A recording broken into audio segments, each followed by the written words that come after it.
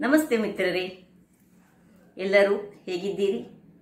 ಎಲ್ಲರೂ ಖುಷಿಯಾಗಿಯೇ ಇದ್ದೀರಿ ಅಂತ ಭಾವಿಸುತ್ತಾ ಬನ್ನಿ ಇವತ್ತು ಒಂದು ದೋಸಾ ಪ್ರೀಮಿಕ್ಸ್ ಪೌಡರ್ ಮಾಡೋಣ.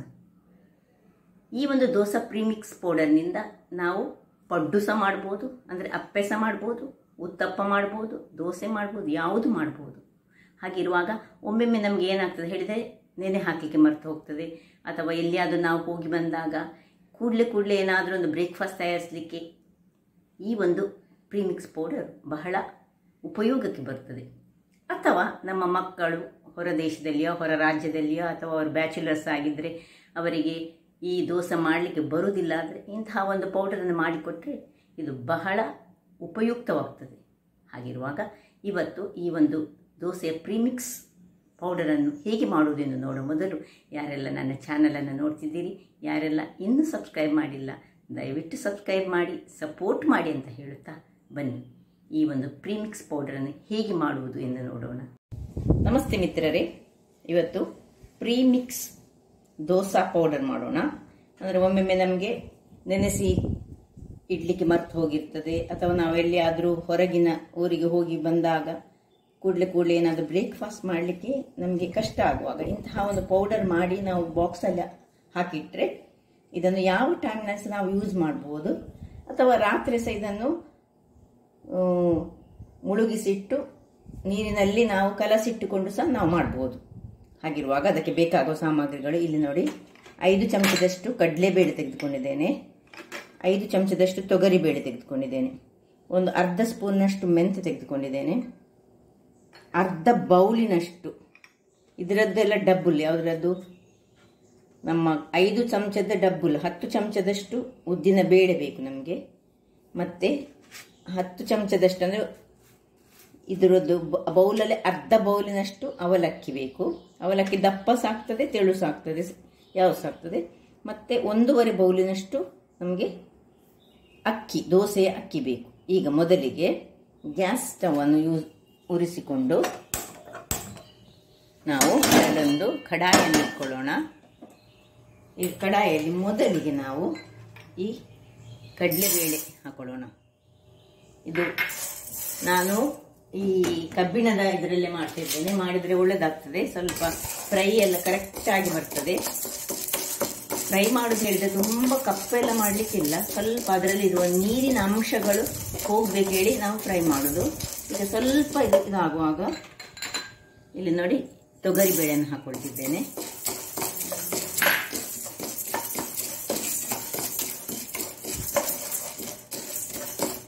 ಈಗ ನೀರಿನ ಅಂಶ ಹೋಗ್ಬೇಕಷ್ಟೇ. ಇನ್ನು ಉದ್ದಿನ ಬೇಳೆ 10 ಚಮಚಗಳಷ್ಟು ಉದ್ದಿನ ಬೇಳೆಯನ್ನು ಹಾಕೊಳ್ತಿದ್ದೇನೆ ನಾನು.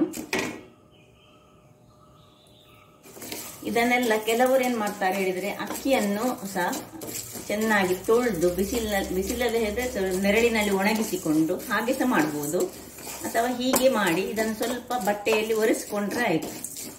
ಈ ಫ್ರೈ ಆಗುವಾಗ ಅದರಲ್ಲಿರುವ ಕ್ರಿಮಿ ಕೀಟಗಳು ಅಥವಾ ಏನಾದರೂ ಇದ್ದರೆ ಹೋಗ್ತದೆ. ಡಸ್ಟಿಗೆ ಹೋಗಬೇಕಾದ್ರೆ ನಾವು ಸ್ವಲ್ಪ ಅದನ್ನು ಬಟ್ಟೆಯಲ್ಲಿ ಒರೆಸಿಕೊಂಡ್ರೆ ಆಯಿತು. ಈಗ ಇಷ್ಟ ಆಗುವಾಗ ಸ್ವಲ್ಪ ಮೆಂತೆ ಹೆಚ್ಚು ಇದಾಗಲಿಕ್ಕಿಲ್ಲ, ಒಂದು 1/4 ಚಮಚ ಸಹ ಸಾಕು. ಮೆಂತೆ ಬೇಕಿದ್ರೆ ಕಲರನ್ನು ಕೊಡ್ತದಲ್ಲ, ಅದಕ್ಕೋಸ್ಕರ ಹಾಕೊಳ್ಳೋದು ನಾವು ದೋಸೆಯಲ್ಲಿ. ಈ ಪ್ರೀಮಿಕ್ಸಲ್ಲಿ ನಾವು ಅಪ್ಪ ಮಾಡ್ಬೋದು, ಮಸಾಲೆ ದೋಸೆ ಮಾಡ್ಬೋದು, ಉತ್ತಪ್ಪ ಮಾಡ್ಬೋದು, ಯಾವುದು ಮಾಡ್ಬೋದು. ಹಾಗಿರುವಾಗ ಇಂಥದನ್ನು ಈಗ ನಮ್ಮ ಮಕ್ಕಳೆಲ್ಲ ಬೇರೆ ದೇಶದಲ್ಲಿ ಕಲೀಲಿಕ್ಕೆ ಹೋಗುವಾಗ ಅಥವಾ ಬೇರೆ ಊರಿನಲ್ಲಿ ಕಲೀಲಿಕ್ಕೆ ಹೋಗುವಾಗ ಅಥವಾ ಕೆಲಸದಲ್ಲಿದ್ದು ಬೇರೆ ಊರಿನಲ್ಲಿದ್ದರೆ ಅವರು ಬ್ಯಾಚುಲರ್ಸ್ ಆಗಿದ್ದರೆ ಅವರಿಗೆ ಮಾಡಿ ಇಂಥ ಪೌಡರನ್ನು ಮಾಡಿಕೊಟ್ರೆ ಅವರು ರಾತ್ರಿ ಅದನ್ನು ಕಲಸಿಟ್ರೆ ಸಾಕ್ತದೆ. ಅಥವಾ ಬೆಳಿಗ್ಗೆ ಕಲಸಿಟ್ರೆ ಏನೆಲ್ಲ ಅದಕ್ಕೆ ಹಾಕಬೇಕಂತ ನಾನು ಮತ್ತೆ ಹೇಳ್ತೇನೆ, ಏನು ಮಾಡಬೇಕು ಹೇಳಿ ದೋಸೆ ಮಾಡುವಾಗ. ಈಗ ಇಷ್ಟು ನೋಡಿ ಫ್ರೈ ಆಗಬೇಕದು. ಇನ್ನು ಇದನ್ನು ತೆಗೆದುಕೊಳ್ಳೋಣ. ನೋಡಿ, ಇದು ಕಲರ್ ಚೇಂಜ್ ಆಗಬಾರ್ದು, ಸ್ವಲ್ಪ ಇನ್ನು ನಮಗೆ ಇದನ್ನು ಗ್ರೈಂಡ್ ಮಾಡಲಿಕ್ಕೆ ಆಗುವಾಗ ಪೌಡರ್ ಒಳ್ಳೆ ಬರಬೇಕು ನಮಗೆ, ಹಾಗೆ ಆಗಬೇಕು. ಈಗ ಇದರಲ್ಲಿ ನಾವು ಈ ಅವಲಕ್ಕಿ ಅರ್ಧ ಬೌಲ್ನಷ್ಟು ಅವಲಕ್ಕಿ, ಇಷ್ಟು ನಾವು ಅರ್ಧ ಬೌಲ್ನಷ್ಟು ಉದ್ದಿನ ಬೇಳೆ ತೆಗೆದುಕೊಂಡಿದ್ದೇವೆ, ಮತ್ತು ಎಲ್ಲ 5 ಚಮಚದಷ್ಟು ಕಡಲೆಬೇಳೆ ಹಾಗೂ ತೊಗರಿಬೇಳೆ, ಇನ್ನು ಇದು ಸ್ವಲ್ಪ ಕಲರ್ ಚೇಂಜ್ ಆಗ್ಲಿಕ್ಕಿಲ್ಲ, ಜಸ್ಟ್ ಅದು ಕುರ್ಕುರ್ ಆಗ್ಬೇಕಷ್ಟೇ. ಅಂದ್ರೆ ಇದರಲ್ಲಿರುವ ನೀರಿನ ಅಂಶ ಎಲ್ಲ ಏನಿರಬಾರ್ದಂತ, ಯಾಕೆ ಹೇಳಿದ್ರೆ ನಾವು ಅದನ್ನು ಸ್ಟೋರ್ ಮಾಡಿ ಇಟ್ಕೊಳ್ತೇವಲ್ಲ, ಹಾಗಾಗಿ ಸಾಕು. ಇಷ್ಟ ಆಗುವಾಗ ಇದನ್ನು ತೆಗೆದುಕೊಂಡು ಇದರಲ್ಲಿ ಹೀಗೆ ಇಟ್ಕೊಳ್ಳೋಣ. ಇನ್ನು ಇದೇ ಇದರಲ್ಲಿ ನಾವು ಅಕ್ಕಿಯನ್ನು ಹುರಿಯೋಣ.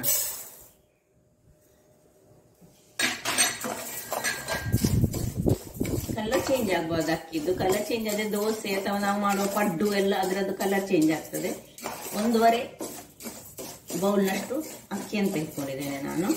ಈ ಅಕ್ಕಿಯನ್ನು ಬೇಕಿದ್ರೆ ನಾನು ಹೇಳಿದ ಹಾಗೆ ನೀವು ಬೇಕಿದ್ರೆ ತೊಳೆದುಕೊಂಡು ಬಟ್ಟೆಯಲ್ಲಿ ಹಾಕಿ ಅದರ ಇದಂತ ನೀರಿನ ಪಸೆ ತೆಗೆದು ಮತ್ತೆ ಸಹ ಹೀಗೆ ಮಾಡಬಹುದು, ಅಥವಾ ಮಾಡಿದ ಮೇಲೆ ಈಗ ಒರೆಸ್ಕೊಳ್ಬಹುದು, ಅದನ್ನು ಹಾಗೆ ಸಹ ಮಾಡಬಹುದು. ಧೂಳೆಲ್ಲ ಇರದ ಹಾಗೆ ನೋಡಿದ್ರೆ ಆಯ್ತು. ವೀಕ್ಷಕರೇ ನೋಡಿ, ಇಷ್ಟ ಆಗುವಾಗ ಸಾಕು. ಕಲರ್ ಏನು ಚೂಸ ಚೇಂಜ್ ಆಗಬಾರ್ದು. ಇದನ್ನು ಆಫ್ ಮಾಡ್ಕೊಳ್ತಿದ್ದೇನೆ ನಾನು.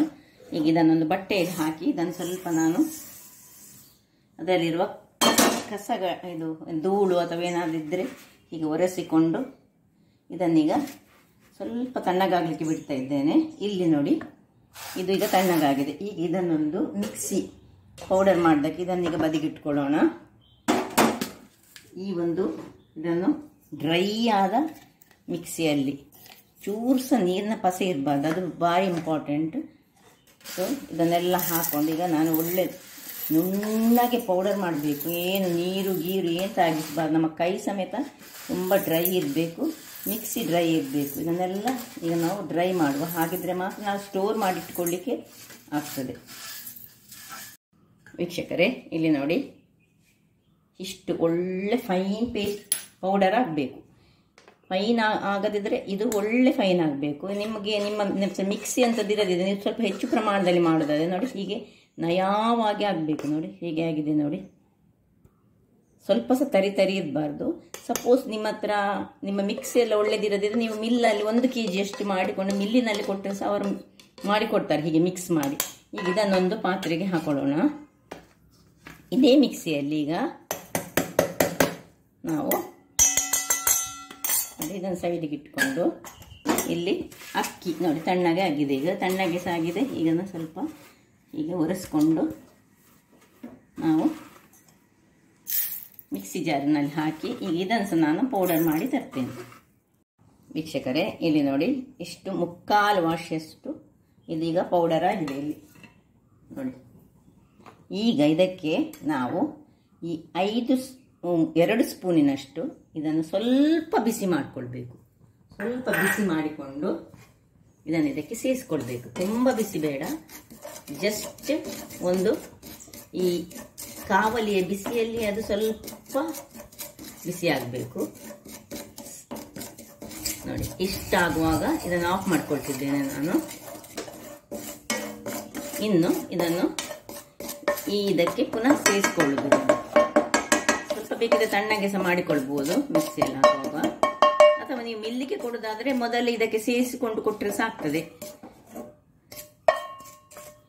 2 ಸ್ಪೂನಿನಷ್ಟು ಕಪೂರ ರವವನ್ನು ಸ್ವಲ್ಪ ಫ್ರೈ ಮಾಡಿಕೊಂಡು ಇದಕ್ಕೆ ಸೇರಿಸಿ ಇನ್ನು ಪುನಃ ಇದನ್ನು ಸ್ವಲ್ಪ ಇನ್ನು ಗ್ರೈಂಡ್ ಮಾಡ್ಕೊಳ್ತೇನೆ, ಅಂದರೆ ಪೌಡರ್ ಮಾಡ್ಕೊಳ್ತೇನೆ. ವೀಕ್ಷಕರೇ ಇಲ್ಲಿ ನೋಡಿ, ಕೊನೆಗೆ ಸ್ವಲ್ಪ ಸಜ್ಜಿಗೆಯನ್ನು ಹಾಕ್ಕೊಂಡು ಇದರಲ್ಲಿ ಪೌಡರ್ ಮಾಡಿದೆ. ಇದು ಸಹ ಒಳ್ಳೆ ಫೈನ್ ಪೌಡರ್ ಆಗಬೇಕು. ಈಗ ಇದನ್ನು ಇದಕ್ಕೆ ಸೇರಿಸ್ಕೊಳ್ಳೋಣ. ನೋಡಿ ಎಷ್ಟಾಯಿತು ನೋಡಿ. ನಮಗೆ ಆ್ಯಕ್ಚುಲಿ ಮನೆಯಲ್ಲಿರುವವರಿಗೆ ಆದರೆ ಇದೆಲ್ಲ ಅಗತ್ಯ ಇಲ್ಲ, ಹೀಗೆ ಹೊರಗಿನವರಿಗೆ ಬೇಕು ಇದು. ಈಗ ಇದನ್ನು ಒಳ್ಳೆ ತಣ್ಣಗೆ ಆಗಬೇಕು. ಆಮೇಲೆ ನಾವು ಗಾಜಿನ ಬಾಟಲಿಗೆ ಇದನ್ನು ಹಾಕಿಟ್ಕೊಳ್ಬೇಕು. ಗಾಜಿನ ಬಾಟಲಲ್ಲಿ ಹಾಕಿಟ್ರೆ ಬಹಳ ಉತ್ತಮ. ಯಾವುದೇ ಒಂದು ಸ್ಟೋರ್ ಮಾಡಿಟ್ಕೊಳ್ಳುವಾಗ ನಾವು ಗಾಜಿನ ಬಾಟ್ಲಲ್ಲಿ ಹಾಕಿಟ್ರೆ ಒಳ್ಳೆಯದು. ಈಗ ಇದನ್ನು ಹೇಗೆ ಮಾಡುವುದು, ಇನ್ಸ್ಟೆಂಟಾಗಿ ಸಹ ಮಾಡ್ಬೋದು, ಅಥವಾ ನಿಮಗೆ ನಾಳೆ ಬೆಳಿಗ್ಗೆಗೆ ಮಾಡಬೇಕಿದ್ರೆ ರಾತ್ರಿ ಇದನ್ನು ನೀರಿನಲ್ಲಿ ಕಲಡಿಸಿಟ್ಕೊಂಡು ಈ ದೋಸೆ ಹದಕ್ಕೆ ಮಾಡಿಡೋದು ನಾನು ತೋರಿಸ್ತೇನೆ ಅದು ಹೇಗೆ, ಅಥವಾ ಇನ್ಸ್ಟೆಂಟಾಗಿ ಹೇಗೆ ಮಾಡೋದು ಅದನ್ನು ಸಹ ನಾನು ತೋರಿಸ್ಕೊಡ್ತೇನೆ ನಿಮಗೆ. ಇದೀಗ ಒಳ್ಳೆ ತಣ್ಣಗಾಗಲಿ, ತಣ್ಣಗಾದ ಮೇಲೆ ನಾನೊಂದು ಗಾಜಿನ ಬಾಟ್ಲಿಗೆ ಹಾಕಿ ಮತ್ತೆ ನಿಮಗೆ ತೋರಿಸ್ತೇನೆ. ವೀಕ್ಷಕರೇ ಇಲ್ಲಿ ನೋಡಿ, ಇದು ಈಗ ತಣ್ಣಗಾಗಿದೆ. ಒಳ್ಳೆ ಮಿಕ್ಸ್ ಎಲ್ಲ ಮಾಡಿಕೊಂಡಿದ್ದೇನೆ ನಾನು ಇದನ್ನು ಚೆನ್ನಾಗಿ. ಈಗ ಒಂದು ಗ್ಲಾಸ್ನ ಜಾರಿಗೆ ಇದನ್ನು ನಾನು ತುಂಬಿಸಿಕೊಳ್ತೇನೆ. ಆಮೇಲೆ ಹೇಗೆ ದೋಸೆಯನ್ನು ರಾತ್ರಿ ಮಾಡಿಟ್ಟು ಬೆಳಿಗ್ಗೆಗೆ ಮಾಡೋದು ಮತ್ತು ಬೆಳಿಗ್ಗೆ ಇನ್ಸ್ಟೆಂಟಾಗಿ ಮಾಡೋದಾದರೆ ಹೇಗೆ ಮಾಡೋದು ಅಂತ ನಾನು ತೋರಿಸ್ಕೊಡ್ತೇನೆ. ಈಗ ಇಷ್ಟನ್ನು ನಾನು ತುಂಬಿಸಿಕೊಳ್ತೇನೆ. ಮೊದಲಿಗೆ ವೀಕ್ಷಕರೇ ನೋಡಿ, ಇಷ್ಟು ತುಂಬಿಸಿಕೊಂಡಿಟ್ಟಿದ್ದೇನೆ. ಇನ್ನು ಉಳಿದದನ್ನು ಈಗ ನಾನು ನಿಮಗೆ ದೋಸೆ ಹಿಟ್ಟು ಹೇಗೆ ಮಾಡೋದು ಹೇಳಿ ತೋರಿಸ್ಕೊಡ್ತೇನೆ. ನೋಡಿ, ಇದನ್ನೀಗ ಸೈಡಲ್ಲಿ ಇಟ್ಕೊಳ್ಳೋಣ. ಈಗ ಒಂದು ಪಾತ್ರೆಗೆ ನೋಡಿ ಎಷ್ಟು ನಿಮಗೆ ದೋಸೆ ಬೇಕು. ಈಗ ನಿಮಗೆ ಒಂದು 4 ದೋಸೆ ಆಗಬೇಕಿದ್ರೆ ಇದರಲ್ಲಿ ಒಂದು 4.5 ಚಮಚದಷ್ಟು ಅಥವಾ 5 ಚಮಚದಷ್ಟು ನಾವು ಹಾಕೊಂಡ್ರೆ ಇದರಲ್ಲಿ 4 ದೋಸೆ ಆಗ್ತದೆ. ಈಗ ಇದನ್ನು ನೋಡಿ ನಾನು ಹಾಕ್ಕೊಳ್ತಿದ್ದೇನೆ. ಉಳಿದದನ್ನು ನಾನು ಮಿಕ್ಸ್ ಮಾಡಿ ಇಟ್ಕೊಂಡದನ್ನು ಬಾಟಲಲ್ಲಿ ಹಾಕ್ಕೊಂಡಿದ್ದೆ. ಉಳಿದದನ್ನು ಈಗ ರಾತ್ರಿ ಮಾಡೋದಾದರೆ ಏನಿದಕ್ಕೆ ಬೇರೆ ಹಾಕಲಿಕ್ಕಿಲ್ಲ, ನೀರು ಹಾಕಿ ಸ್ವಲ್ಪ ಉಪ್ಪು ಹಾಕಿ ಕಲಡಿಸ್ಕೊಂಡು ಇಡೋದು. ಸಪೋಸ್ ನೀವು ಬೆಳಿಗ್ಗೆ ಮಾಡೋದಾದ್ರೆ ನಾನು ನಾಳೆ ಬೆಳಿಗ್ಗೆ ನಿಮಗೆ ಹೇಳ್ತೇನೆ. ಇನ್ಸ್ಟೆಂಟ್ ಆಗಿ ಮಾಡೋದಾದ್ರೆ ಇದೀಗ ರಾತ್ರಿ ನಾನು ಮಾಡಿದ್ದೇನೆ. ಈಗ ಇದರಲ್ಲಿ ಮಿಕ್ಸಿಯಲ್ಲಿ ಹಾಕಿದ ಸ್ವಲ್ಪ ನೀರನ್ನು ಹಾಕ್ಕೊಳ್ತಿದ್ದೇನೆ ಮತ್ತು ಸ್ವಲ್ಪ ನೀರನ್ನು ಹಾಕ್ಕೊಂಡು ನಾವು ಕಲಗಿಸ್ಕೊಳ್ಳೋಣ. ನೋಡಿ ಹೇಗೆ ನಾವು ಹಿಟ್ಟು ಮಾಡ್ತೇವೆ ನೋಡಿ, ಇದು ಆ ಟೈಪಲ್ಲಿ ಕಲಗಿಸ್ಕೊಳ್ಳೋದು. ಸ್ವಲ್ಪ ಇದಕ್ಕೆ ನಾನು ಉಪ್ಪನ್ನು ಸೇರಿಸ್ಕೊಳ್ತೇನೆ. ಸ್ವಲ್ಪವೇ ಸ್ವಲ್ಪ ಉಪ್ಪನ್ನು ಹಾಕ್ಕೊಳ್ತಿದ್ದೇನೆ.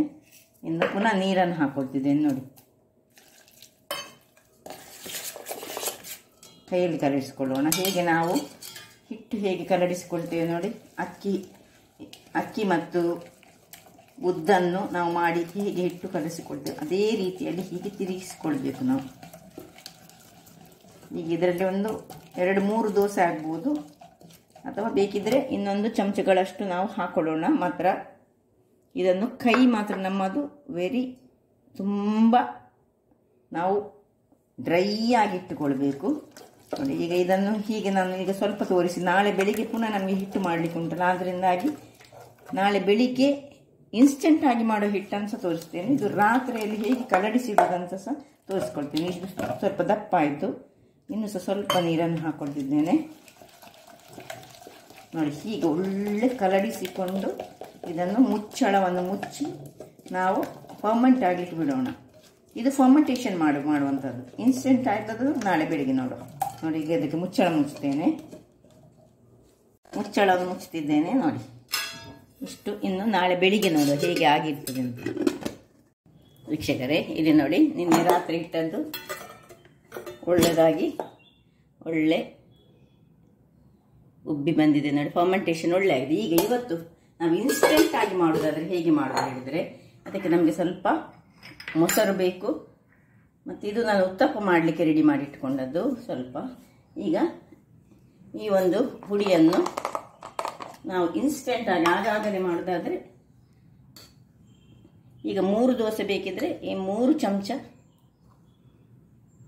ಎಷ್ಟು ದೋಸೆ ಬೇಕಷ್ಟು 3 ಚಮಚ ಹಾಕ್ಕೊಂಡಿದ್ದೇನೆ. ಇದಕ್ಕೆ ಸ್ವಲ್ಪ ಮೊಸರು,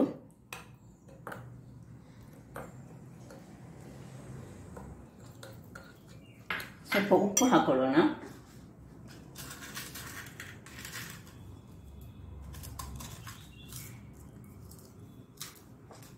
ಇನ್ನು ಸ್ವಲ್ಪ ನೀರನ್ನು ಹಾಕಿ ಕಲಗಿಸ್ಕೊಳ್ಳೋಣ. ನಾನು ಸ್ವಲ್ಪವೇ ಮಾಡ್ತಿದ್ದೇನೆ, ಯಾಕೆಂದರೆ ನನ್ನ ಹತ್ರ ಹಿಟ್ಟು ನಿನ್ನೆದು ಸಹ ಅದಕ್ಕೆ ಫಾರ್ಮೆಂಟ್ ಮಾಡಿದ್ದ ಹಿಟ್ಟು ಸಹ ಉಂಟು. ಹೀಗೆ ತಿರುಗಿಸ್ಕೊಳ್ಬೇಕು, ಒಳ್ಳೆ ಕೈಯಲ್ಲಿ ತಿರುಗಿಸ್ಕೊಳ್ಳಿ. ಇನ್ನು ಸ್ವಲ್ಪ ನೀರು ಹಾಕೊಳ್ಳೋಣ. ತಿರುಗಿಸುವಾಗಲೇ ಅದು ಒಳ್ಳೆ ನೋಡಿ ಉಬ್ಬಿ ಉಬ್ಬಿ ಬರ್ತದೆ. ಅದರಲ್ಲಿ ಉದ್ದಿನ ಬೇಳೆ ಸಹ ಉಂಟಲ್ಲ, ಹದವನ್ನು ನಮಗೆ ಗೊತ್ತುಂಟಲ್ಲ, ದೋಸೆ ಹದ ಹೇಗೆ ಉಂಟು ನೋಡಿ, ಆ ಹದಕ್ಕೆ ಮಾಡಿಕೊಳ್ಳೋದು. ಇನ್ನು ಸ್ವಲ್ಪವೇ ಸ್ವಲ್ಪ ಒಂದು ಪಿಂಚ್ ಅಷ್ಟು ಅಡಿಗೆ ಸೋಡಾ ಹಾಕ್ಕೊಂಡು ಹೀಗೆ ಕಲಡಿಸಿಕೊಳ್ಳೋಣ. ಕಲಡಿಸಿಕೊಂಡು ಒಂದು 2 ನಿಮಿಷಗಳ ಕಾಲ ರೆಸ್ಟಿಗಿಡುವ. ಇದನ್ನು ಮುಚ್ಚಿಟ್ಟು ಸೈಡಲ್ಲಿ ಇಡುವ. ಈಗ ನಿನ್ನೆ ಹಿಟ್ಟಿನಿಂದ ನಾನು ದೋಸೆಯನ್ನು ಮಾಡಿ ಫರ್ಮೆಂಟ್ ಆಗೋದ್ರಲ್ಲಿ ನೋಡಿ ಇದನ್ನು ಆನ್ ಮಾಡ್ತೇನೆ. ದೋಸೆ ಕಾಯಿಲಿ ಇಲ್ಲಿ ನೋಡಿ ಇದರ ಹದ ಹೇಗೆ ಉಂಟು ನೋಡೋಣ. ಹದ ಕಡಿಮೆ ಇದ್ದರೆ ನಾವು ಇಲ್ಲ ಸರಿ ಉಂಟು ನೋಡಿ ಹೇಗೆ ಬಂದಿದೆ ನೋಡಿ. ಉಬ್ಬಿದ್ದು ಸಹ ಫರ್ಮೆಂಟ್ ಒಳ್ಳೆದಾಗಿದೆ. ಸ್ವಲ್ಪ ಮಾಡಿದ್ದು ನನ್ನ ಹತ್ರ ಬೇರೆ ದೋಸೆಗಳೆಲ್ಲ ತುಂಬ ಉಂಟು, ಹಾಗಾಗಿ ಜಸ್ಟ್ ತೋರಿಸ್ಲಿಕ್ಕೋಸ್ಕರ ಮಾತ್ರ ಮಾಡಿದಂಥದ್ದು. ಇದನ್ನು ಉತ್ತಪ್ಪ ಸಹ ಮಾಡ್ಬೋದು, ಅಪ್ಪೆ ಮಾಡ್ಬೋದು, ಯಾವ ಸಹ ಮಾಡ್ಬೋದು ನೋಡಿ. ಈಗ ಇದು ಬಿಸಿ ಆಗಲಿ ವೀಕ್ಷಕರೇ. ಇದು ಬಿಸಿ ಆಗ್ತಾ ಇರುವಾಗ ಇಲ್ಲಿ ಇನ್ನೊಂದು ಉತ್ತಪ್ಪ ಮಾಡಲಿಕ್ಕೆ ಈಗೀಗ ಮಾಡಿದಂತಹ ಬ್ಯಾಟರ್ನಿಂದ ನೋಡಿ, ಇಲ್ಲಿ ಈಗದ ಬ್ಯಾಟರ್ ಉಂಟಲ್ಲ, ಇದರಲ್ಲಿ ಬೇಕಿದ್ರೆ ಇದು ಸ್ವಲ್ಪ ದಪ್ಪ ಆಯ್ತು ನೋಡಿ. ಇದನ್ನು ಸ್ವಲ್ಪ ನೀರು ಮಾಡ್ಕೊಳ್ಳೋಣ. ಸ್ವಲ್ಪ ನೀರು ಹಾಕೊಂಡು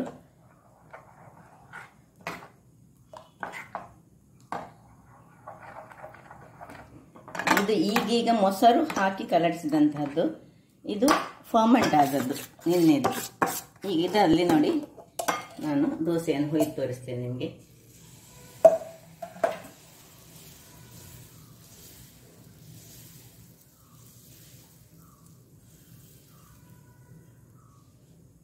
ಇನ್ನು ಮುಚ್ಚಳ ಮುಚ್ಚಿ ಬೇಯಿಸೋಣ. ಇಲ್ಲಿ ನೋಡಿ ಇದು ಸಹ ಬಿಸಿ ಆಯಿತು. ಈಗ ಮಾಡಿದಂತಹ ಇನ್ಸ್ಟಂಟ್ ದೋಸೆಯನ್ನು ನೋಡಿ ಹಾಕೊಳ್ತೇನೆ.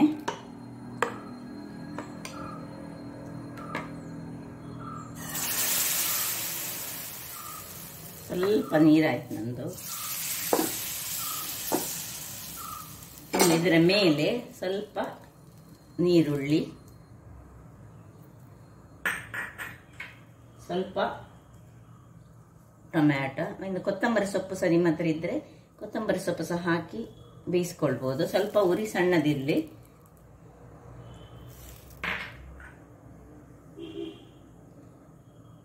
ಇನ್ನು ಮುಚ್ಚಳವನ್ನು ಮುಚ್ಚಿ 1 ನಿಮಿಷಗಳ ಕಾಲ ಬೇಯಿಸ್ಕೊಳ್ಬೇಕು. ವೀಕ್ಷಕರೇ ನೋಡಿ ಇಲ್ಲಿ ದೋಸೆ ರೆಡಿ ಆಗ್ತಾ ಉಂಟು. ಈಗ ಇದಕ್ಕೆ ಸ್ವಲ್ಪ ತುಪ್ಪವನ್ನು ನಾವು ಹಾಕೊಳ್ಳೋಣ. ಮೇಲಿಂದ ತುಪ್ಪ ಹಾಕೊಳ್ಳೋಣ. ಸ್ವಲ್ಪ ಹಳದಿಯಲ್ಲಿ ಬರ್ತದೆ, ಯಾಕೆ ಹೇಳಿದರೆ ನಾವು ಇದಕ್ಕೆ ತೂರ್ ದಾಲ್ ಮತ್ತು ಎಲ್ಲ ದಾಲ್ಗಳನ್ನು ಹಾಕೊಂಡಿದ್ದೇವೆ. ನೋಡಿ ಹೇಗೆ ಬಂತು ನೋಡಿ. ಸ್ವಲ್ಪ ಕಾಯಿಲಿನ್ನು ಇದನ್ನು ಬೇಕಿದ್ರೆ ಅಡಿಮೇಲ್ ಸಹ ಮಾಡಿಕೊಳ್ಬಹುದು ಅಥವಾ ಅಡಿಮೇಲ್ ಮಾಡದೆ ಸಹ ಮಾಡಬಹುದು. ವೀಕ್ಷಕರೇ ನೋಡಿ ಇದೀಗ ಈ ದೋಸೆ ಆಯ್ತು ನೋಡಿ. ಹೇಗೆ ಕ್ರಿಸ್ಪಿಯಾದ ದೋಸೆ ರೆಡಿ ಆಯ್ತು ನೋಡಿ. ಹೇಗೆ ಬಂದಿದೆ ನೋಡಿ. ಇಲ್ಲಿ ಈ ದೋಸೆ ರೆಡಿ ಆಗ್ತಾ ಉಂಟು, ಆಗ್ತಾ ಇದೆ ಅದು. ಇಲ್ಲಿ ನೋಡಿ ಇನ್ನೊಂದು ದೋಸೆಯನ್ನು ಹೊಯ್ತೇನೆ ನಾನು. ಬೇಕಿದ್ರೆ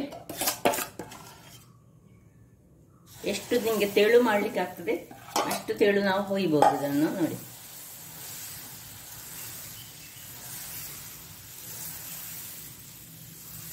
ಇದು ನಿನ್ನೆ ಫರ್ಮೆಂಟ್ ಮಾಡಿದಂತಹದ್ದು. ಇನ್ನೊಂದು ಇಲ್ಲಿಗ ಹಾಕುವಾಗಲೇ ಇಲ್ಲಿ ಬೇಕಿದ್ರೆ ಸ್ವಲ್ಪ ತುಪ್ಪ ಹಾಕೊಂಡು ಹದಾ ಬೆಂಕಿಯಲ್ಲಿ ಇದನ್ನು ನಾವು ಬೇಯಿಸ್ಕೊಳ್ಬೇಕು. ಇಲ್ಲೀಗ ರೆಡಿ ಆಗ್ತಾ ಉಂಟು ವೀಕ್ಷಕರೇ ನೋಡಿ. ಇದಾಯಿತು. ಇಲ್ಲಿ ಇದಕ್ಕೆ ಸ್ವಲ್ಪ ತುಪ್ಪವನ್ನು ಹಾಕೊಳ್ಳೋಣ. ನೋಡಿ ಏನು ಚೆನ್ನಾಗಿ ಬಂದಿದೆ. ಇದು ಸಹ ಚೆನ್ನಾಗಿ ಬರ್ತದೆ. ಫರ್ಮೆಂಟ್ ಆದದ್ದು ಇನ್ನೂ ಸಹ ಬಹಳ ಚೆನ್ನಾಗಿ ಬರ್ತಾ ಉಂಟು ನೋಡಿ. 2ನೇ ದೋಸೆ ಸಹ ರೆಡಿ ಆಗಿದೆ. ಇಲ್ಲಿ ಇದನ್ನು ಬೇಕಿದ್ರೆ ಹೀಗೆ ಅಡಿಮೇಲ್ ಮಾಡ್ಕೊಳ್ಬೋದು ನೋಡಿ. ಹೀಗೆ ದಪ್ಪದಲ್ಲಿ ಮಾಡಿ ದಪ್ಪ ಆಗ್ತದೆ. ಉತ್ತಪ್ಪ ಮಾಡಿಕೊಳ್ಬೋದು ಅಥವಾ ನಾವು ಏನು ಸಹ ನಮಗೆ ಅಪ್ಪೆ ಬೇಕಿದ್ರೆ ಅಪ್ಪೆ ಮಾಡಿಕೊಳ್ಬೋದು. ಯಾವುದು ಸಹ ಚೆನ್ನಾಗಿ ಬರ್ತದೆ. ಚೂರು ಇದಕ್ಕಾದರೆ ಸಾಕು. ಇದನ್ನು ತೆಗೆದುಕೊಳ್ಳೋಣ ನೋಡಿ. ಹೀಗೆ ಎಲ್ಲ ದೋಸೆಗಳನ್ನು ಮಾಡಿಕೊಳ್ಳೋಣ ನೋಡಿ. ಈ ದೋಸೆ ನೋಡಿ ಹೇಗೆ ಕ್ರಿಸ್ಪಿಯಾಗಿ ಬಂದಿದೆ ನೋಡಿ. ನಮಗೆ